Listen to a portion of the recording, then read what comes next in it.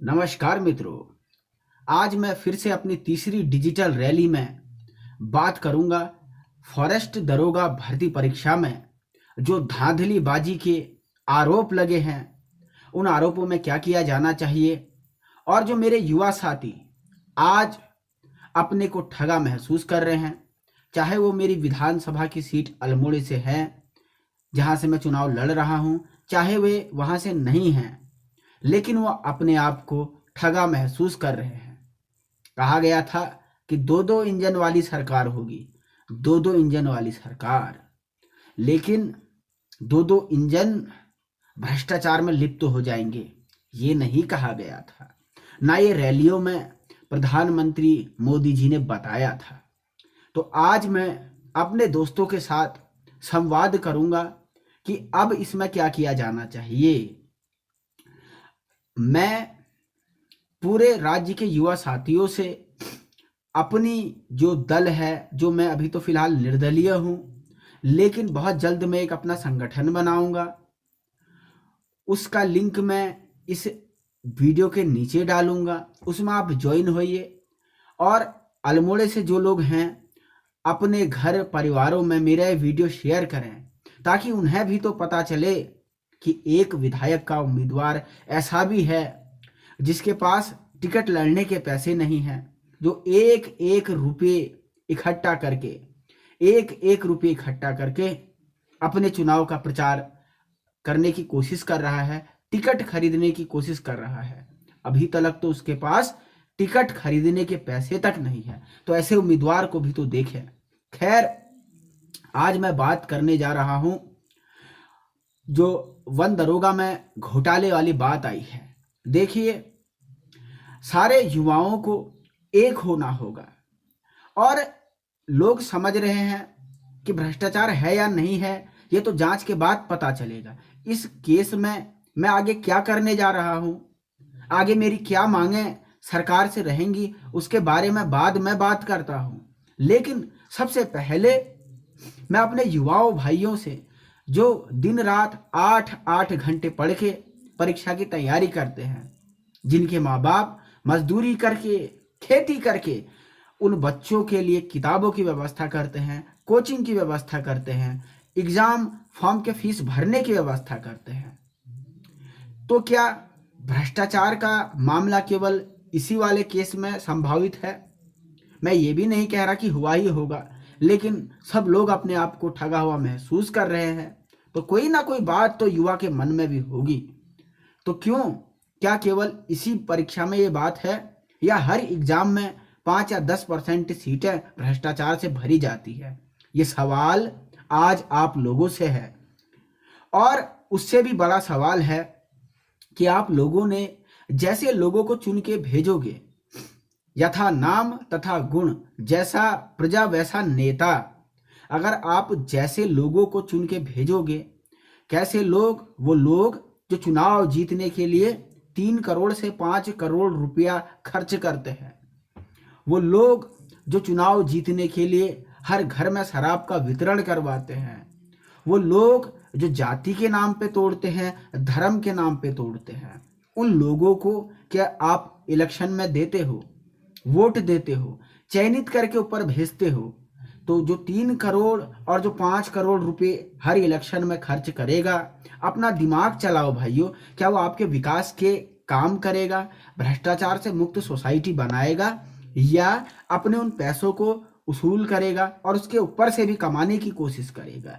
ये common sense की बात है, ये एक समझने की बात है।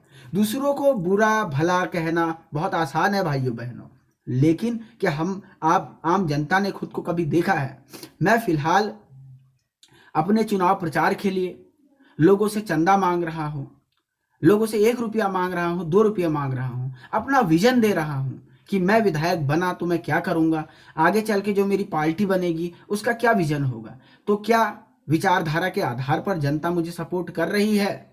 कर भी रही है, लेकिन क्या ये वोटों में तब्दील होगा, या फिर से वही बीजेपी, आम आदमी पार्टी और जो कांग्रेस वाले हैं इनको ही आप चुनेंगे, केवल ये सोच करके कि क्या ये कौन सा जीतने वाला है, ये तो नया बंदा है, जब आप नए लोगों को, युवा जोश को मौका दोगे ही नहीं, वोट दोगे ही नहीं, तो आएंगे कैसे? ये तो इनकी मोनोपोली, इनका एकाधिकार सत्ता में हमेशा हमेशा के लिए बना रहेगा। अगर आप ऐसे भ्रष्टाचार को रोकना चाहते हैं, आप नहीं चाहते हैं कि हर एक एग्जाम में भ्रष्टाचार हो, आप चाहते हैं, यदि आप चाहते हैं कि हर एक एग्जाम में पारदर्शिता सुनिश्चित हो, तो आपको एक भर्ती परीक्षा के बाद हंगामा नहीं करना होगा, बल्कि इन भ्रष्टाचारी सरकारों को उखाड़ फेंकना होगा। अपने ही बीच का कोई एक व्यक्ति वहां पर लेकर आना होगा, जो आपकी आवाज बनेगा, जो आप ही के बीच में से होगा, जिस पे आप दबाव डाल सकते हो। तो उस व्यक्ति को लाने के लिए मैं आप लोगों से सपोर्ट मांग रहा हूं। आज इस फॉरेस्ट वन दरोगा फॉरेस्ट भर्ती वाले जो तथाकथित घोटाला है, इस मामले में मैं उत्तराखंड की सरकार और उत्तराखंड के मुख्यमंत्री धामी जी से कहता हूं कि इस पर हाईकोर्ट के एक कोई माननीय रिटायर जज साहब के नेतृत्व में एसआईटी का गठन किया जाना चाहिए और उस एसआईटी को 15 दिन या 30 दिनों का टाइम पीरियड दिया जाना चाहिए। मैं ये भी मांग करता हूं कि जिन लोगों के बारे में संदेह हमारे युवा साथियों के मन में है, उन लोगों का लाई डिटेक्टर जैसा टेस्ट होना चाहिए। अगर वो लोग ईमानदारी से निकले हैं, कोई भी XYZ है, मैं किसी का नाम नहीं ले रहा हूं, लेकिन जिनके बारे में भी संदेह उत्पन्न हुआ है, मेरे युवा भाइयों के मन में शक उत्पन्न हुआ है, तो क्यों ना उनका लाई डिटेक्टर टेस्ट करवा दिया जाए, अदालत की अनुमति से लेकर के करवा दिया जाए, या कम से कम एक क्यों ना निष्पक्ष जांच आप इस पे करवा दें। कोई रिटायर हाईकोर्ट के जस्टिस साहब के नेतृत्व में 3 या 4 सदस्य आप एसआईटी क्यों नहीं बना देते? दूध का दूध पानी का पानी क्यों नहीं कर देते? लेकिन ऐसा ये करेंगे नहीं, क्योंकि सबको पता है उस अगर जांच निष्पक्ष होती है, रिटायर्ड जज साहब के नेतृत्व में ये चीज बनाई जाती है, तो परिणाम क्या होगा ये सब जानते हैं। वैसे जब से मैंने आपकी आवाज उठाई है, मुझे बैठ जाने में चुनाव के लिए कई सारी धमकियां मिल रही हैं। लोग मुझसे कह रहे हैं कि भैया तुमको 100 वोट नहीं मिलेगा, तुमको 50 वोट नहीं मिलेगा, तुम्हारी तो जमानत भी बची नहीं रहेगी। और कुछ लोगों ने तो यहाँ तक कहा कि तुम्हारे पास तो टिकट खरीदने तक के पैसे नहीं हैं, तुम आखिरकार कैसे चुनाव लड़ने में सफल हो जाओगे। तो मैं ऐसे लोगों को आज इस डिजिटल रैली के माध्यम से बताना चाहता हूं कि मेरे पास भले पैसे नहीं हैं, लेकिन मेरे पास एक नीति है, एक नियत है, एक ईमानदार सोच है और एक कर्तव्य निष्ठता और अपनेपन की भावना है। मैं युवा हूं, मेरे अंदर उत्साह है, उमंग है, और आपकी दुकानें बंद करने के लिए जितना है उतना काफी है। मुझे उम्मीद है कि हमारे यहाँ की जनता, अल्मोड़े की जनता इस वीडियो को देखेगी, और मैं जो लोग बाहर के भी हैं और जो लोग अल्मोड़े के भी हैं, उनसे अपील करता हूं कि मुझे घर घर में पहुंचाने के लिए आप इस वीडियो को शेयर करें, ताकि लोगों को ये तक तो पता चले कि एक ऐसा कैंडिडेट भी है जिसके पास दूरदृष्टि है, जो शहर को बदलना चाहता है, जो इस भ्रष्टाचार की परिपाठी में परिवर्तन लाना चाहता है। आखिरकार आप लोग ही मेरे हाथ बनेंगे, तभी मैं आप लोगों के लिए कोई ना कोई कुछ ना कुछ काम कर पाऊंगा। तो ये आप लोगों को तय करना है। सबसे पहले तो मैं अपने सारे जितने भी दर्शक देख रहे हैं उनसे अपील करता हूं कि जितने भी अल्मोड़े विधानसभा 52 के लोग हैं, अल्मोड़े जिले में इस वीडियो को फैलाइए और पूरे उत्तराखंड में फैलाइए, क्योंकि आने वाले दिनों में मैं कोई राजनीतिक दल या राजनीतिक संगठन की जब भी गठन करूंगा जो आपके मुद्दों को लेकर के आएगा, तो आप सभी लोगों का सपोर्ट हमें लगातार चाहिए। मैं पहले भी कह चुका हूं, मैं फिर कह रहा हूं, जो तन लागे सो तन जाने। जिन्होंने इस भ्रष्टाचार का दंश झेला होगा, जो लोग 10 घंटे 12 घंटे पढ़ पढ़ के भी 1-2 नंबर से पीछे रह जाते हैं, क्योंकि कुछ लोग 20-40 लाख रुपए अपने एग्जाम में सिलेक्शन होने के नाम पर पहुंचा देते हैं। तो ये चीजें हैं। मैं फिर कह रहा हूं, भले ही आप मुझे फांसी पर लटका दो, उत्तराखंड की सरकार मुझे फांसी पर चढ़ा दे, लेकिन छात्रों की जंग और युवाओं की आवाज, देश के राज्य के गरीब गुरबे मजलूमों की आवाज, मजदूरों की आवाज और किसानों की आवाज अब नहीं रुकेगी।